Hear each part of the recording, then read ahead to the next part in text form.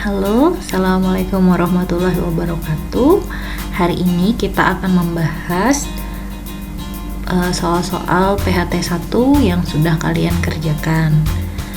Nah, karena beberapa dari soal di PHT 1 itu sudah pernah Ibu keluarkan dalam latihan ya maupun kisi PHT 1, jadi Ibu hanya akan membahas soal-soal yang Ibu anggap kalian kesulitan menjawab agar waktu penjelasannya juga tidak banyak ya.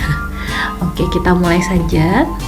Nah, jadi untuk soal PHT 1 kelas 8 yang nomor 1, kerajinan dari floor clay salah satu kekurangannya adalah, nah ini ada di kisi PHT 1 ya yang sudah Ibu berikan. Jadi untuk kerajinan floor clay, kekurangannya itu ada di pembahasan waktu Ibu jelaskan.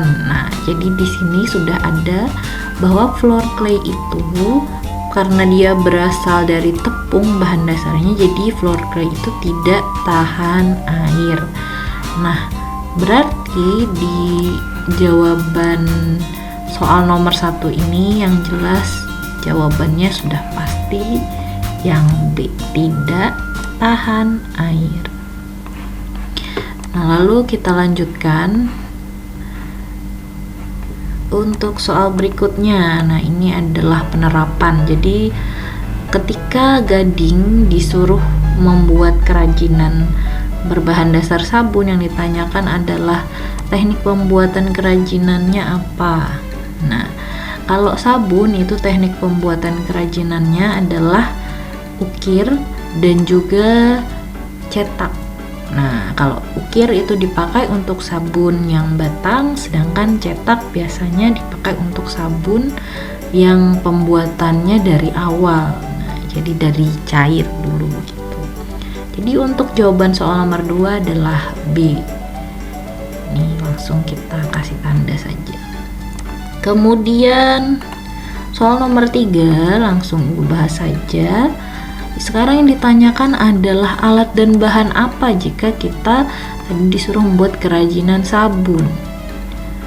Nah, kalau sabun itu jelas kita perlu alat untuk mengukirnya. Nah, alat ukirnya itu biasanya berupa cutter ya, kalau di rumah ya, cutter ataupun pisau. Nah, karena di sini nggak ada cutter atau pisau, kita cari yang mungkin saja.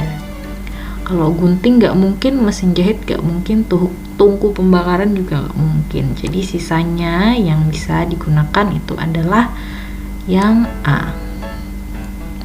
Selanjutnya nomor 4, bahan campuran untuk fiberglass. Nah, ini langsung aja kita buka pembahasannya di sini. Kemarin sudah kita bahas juga untuk fiberglass itu bahannya ketika pembuatan dicampur dengan katalis. Nah, di sini ada katalis ya. Katalis. Jadi katalis itulah yang membuat fiberglass yang bentuknya cair ini menjadi padat seperti pada gambar di bawahnya.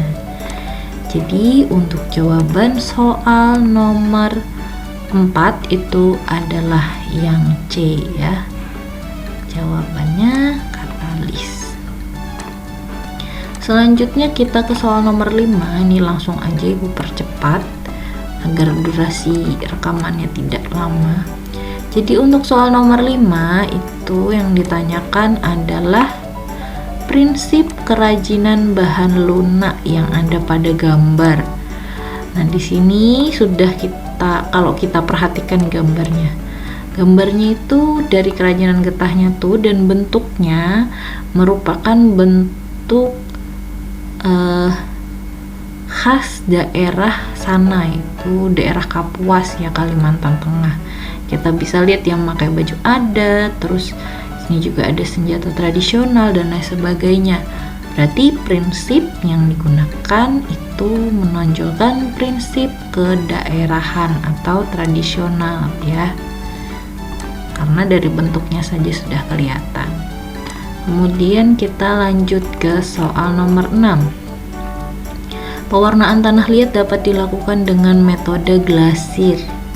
Nah, glasir itu adalah metode di mana kita melakukan pembakaran dengan suhu yang tinggi, itu sekitar 1300 derajat Celcius pada pembuatan tanah liat menjadi keramik ya.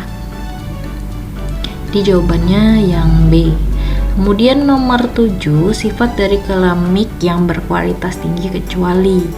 Nah, sifat dari keramik yang berkualitas tinggi atau kualitasnya bagus itu harusnya tidak mudah pecah ya, meskipun masih bisa pecah tapi tidak semudah keramik yang kualitasnya rendah. Kemudian keramiknya itu harusnya tahan panas dan korosi. Kalau tahan panas, jadi keramiknya masih bisa digunakan untuk wadah makanan yang suhunya tinggi. Kemudian harus juga tidak mudah terkontaminasi dengan zat kimia yang lain, terutama kalau keramik yang dibuat digunakan untuk peralatan makan. Kalau terkontaminasi dengan zat kimia yang lain nanti malah membahayakan si pemakai. Jadi kecualinya itu adalah yang C, harganya mahal. Jadi harga mahal itu tidak merupakan sifat dari keramik yang kualitasnya tinggi. Kemudian kita lanjut ke soal berikutnya, soal nomor 10 ya. Nomor 8, maaf. Nomor 8. Nah, di sini ada satu bagan atau alur tentang pembuatan kerajinan bahan lunak. Yang ditanyakan adalah di atas itu merupakan prosedur pembuatan kerajinan apa? Nah, kalau kita amati, yang pertama di sini bahannya tepung dan lem. Dari bahannya aja kita sudah bisa tahu ya, ini adalah pembuatan floor clay. Tepung itu bahasa Inggrisnya floor. Tapi kita lihat aja dulu di sini ya. Nah, di sini bahannya ada tepung terigu, tepung tapioka, dan tepung sagu yang dicampur dengan lem. Kemudian ditambahkan air. Setelah ditambahkan air, diuleni atau diaduk hingga adonannya kalis. Nah, kalau sudah kalis barulah diberi warna. Kalis itu tidak menempel ya, jadi sama seperti malam waktu kita main, tidak menempel-nempel. Kemudian setelah diberi warna barulah dibentuk sesuai dengan keinginan kita. Jadi ini tadi dari atas sudah jelas bahwa ini adalah pembuatan kerajinan floor clay. Coba kita lihat di kunci jawabannya. Nah, ada yang C ya. Jadi jawabannya untuk soal nomor 8 ini adalah C, pembuatan floor clay. Kalau gerabah ini sama dengan kerajinan tanah liat. Jadi harusnya bahannya tanah liat. Kemudian untuk soal berikutnya langsung saja. Nomor 9, di bawah ini yang bukan fungsi kemasan. Jadi yang ditanyakan adalah mana nih yang bukan fungsi kemasan. Nah, untuk masalah fungsi kemasan bahkan di kelas 7 sudah pernah kalian pelajari. Jadi fungsi-fungsi kemasan itu diantaranya adalah yang jelas untuk melindungi produk atau mengawetkan produk. Ya, kita bikin kemasan itu kan agar yang pertama kalau makanan tidak terkontaminasi, jadi melindungi produknya, atau untuk mengawetkan produk. Kemudian fungsi kemasan yang lain itu adalah sebagai identitas produk. Jadi di kemasan itu biasanya ada tulisan produknya apa ya. Misalnya kalau kalian beli di Indomaret, Alfamart ya, gula pun ada tulisannya gula. Kemudian biasanya diberi identitas merek dari si produk tersebut. Nah, setelah itu ada juga fungsi lain, yaitu agar menarik konsumen. Nah, jadi si kemasan itu fungsinya juga bisa untuk menarik konsumen. Apalagi kalau kemasannya dibuat menarik, kemudian bagus sehingga banyak konsumen yang ingin membeli. Jadi yang bukan itu adalah B, menambah biaya produksi. Jadi ini bukan fungsi kemasan ya. Kalau ada biaya-biaya produksi ini bukan fungsi kemasan. Jadi kita lanjut saja ke soal berikutnya. Nomor 10. Nah, perhatikan gambar berikut. Jadi ini adalah gambar kemasan. Kemudian perhatikan lingkaran dan juga yang ditunjuk. Jadi yang ditunjuk tulisannya.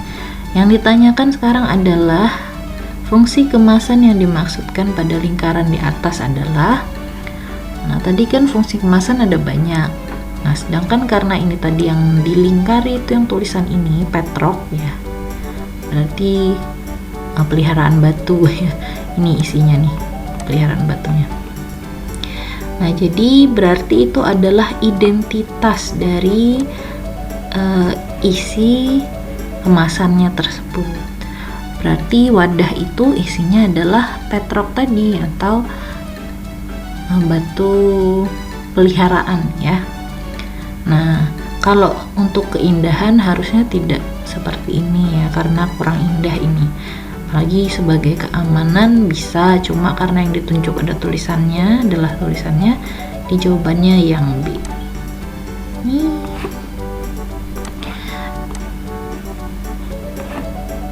Nah, selanjutnya kita ke soal berikutnya ya.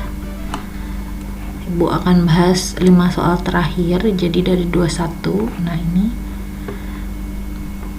berikut merupakan fungsi utama dari kemasan. Nah, yang bukan fungsi utama tadi juga sama ya, masalah fungsi kemasan.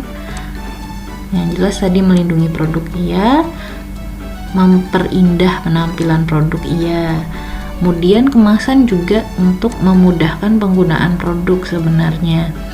Jadi contoh kalau kalian beli air minum, nah biasanya kan kemasannya botol. Dengan kemasan botol kalian juga lebih mudah meminumnya daripada kalau kalian beli air minum tapi kemasannya plastik gitu, kan sulit minumnya. Jadi ini juga merupakan fungsi kemasan. Nah, yang bukan merupakan fungsi kemasan adalah B. Masa ada sih kemasan atau bungkus yang bisa menambah rasa dari makanan yang ada dalamnya? Kan nggak mungkin. Jadi jawabannya nomor 21 adalah B. Kemudian kita ke soal berikutnya. Nomor 22. Nah, di sini ada gambar guci dari tanah liat. Yang ditanyakan adalah fungsinya sebagai apa? Kita lihat pilihan jawabannya. A. Benda hias, B. Benda pajangan, C. Benda pakai, D. Benda serbaguna. Nah, untuk fungsi dari kerajinan itu kan ada banyak. Salah satunya adalah sebagai benda pakai atau benda hias. Kalau benda pajangan dan serbaguna itu bukan fungsi. Nah, jadi kalau kita amati gucinya, itu gucinya tidak bisa digunakan, jadi nggak bisa dipakai. Nah, karena pilihannya cuma 2, ya ini benda hias atau benda pakai, sedangkan kalau kita amati gucinya itu tidak bisa dipakai ya, hanya sebagai pajangan aja atau hiasan aja. Jadi jawabannya adalah yang A. Bu, kenapa bukan benda pajangan? Nah, benda pajangan itu bukan fungsi dari salah satu fungsi dari kerajinan. Ini nggak ada, ini juga nggak ada. Jadi yang ada pilihannya hanya 2. Kemudian kita lanjut ke soal berikutnya. Nah, di sini ada bagan lagi. Kita lihat pertanyaannya. Jadi bagan, tapi di sini 1 dan 2 kosong. Kita diminta untuk melengkapi langkah kegiatan yang ada di kotak kosong tersebut. Coba kita lihat. Pertama, pengambilan tanah liat, kemudian persiapan pengolahan tanah liat. Kalau dari bahannya aja berarti kita bisa tahu bahwa ini adalah pembuatan keramik dari tanah liat ya. Kemudian proses pembentukan, berarti setelah tanah liatnya dibentuk kira-kira tahapan apa dan tahapan apa. Baru ada penyempurnaan atau finishing. Kita langsung lihat aja ke pilihan jawabannya ya. Kalau yang A, pembakaran dan penjemuran. Jadi setelah dibentuk, ini dibentuk terus dibakar, dijemur. Dibakar atau dijemur betul sih, cuma kalau dari urutannya harusnya kan dijemur dulu baru dibakar. Jadi yang A salah. Yang B penggelasiran dan penjemuran. Setelah dibentuk, digelasir, panaskan dan dijemur. Ya, bisa jadi ya ini ya. Kemudian perendaman, ini juga bisa jadi karena dibakar dulu kemudian dijemur ya. Perendaman dan penjemuran, jadi setelah tanah liatnya dibentuk direndam, nggak mungkin ya. Kemudian setelah tanah liatnya dibentuk dicat.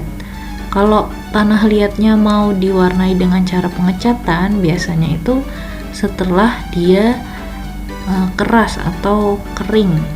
Jadi ini bukan juga. Nah, kira-kira untuk mengisi kolom 1 dan 2 itu apa? Untuk jawabannya itu yang benar adalah pembakaran dan penjemuran.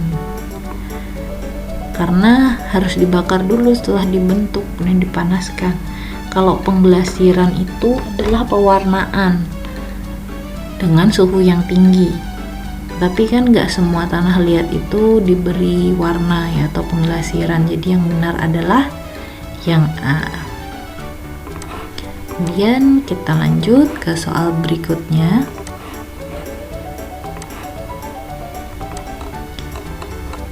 Ini soal nomor 24. Jadi ada kasus di sini, Anissa diminta untuk membuat kerajinan ukir sabun. Yang ditanyakan adalah alat yang dapat digunakan. Nah, coba kita lihat dari 4 gambar ini. Ada gunting, ada cetakan, ada apa ini namanya? Kayak alat ukir gitu ya. Kemudian ada tungku pembakaran. Nah, kalau ini udah jelas sekali ya. Berarti jawabannya adalah yang C, pisau ukir. Ya, langsung ke soal terakhir. Nah, di sini ada gambar. Nah, ini kalau kita amati gambarnya itu adalah lilin yang dipanaskan di atas kompor dengan menggunakan panci yang ada airnya. Yang ditanyakan itu adalah teknik apakah yang digunakan ya dalam pembuatan kerajinan lilin tersebut. Kalau kita amati pilihan jawabannya teknik pahat nggak mungkin ya, yang A ini salah. Teknik cetak atau cor ini belum sampai sana, baru dipanaskan tadi. Teknik ukir belum ya, belum sampai dan bukan ukir ini gambarnya. Berarti yang paling mendekati, yang paling tepat itu adalah yang C,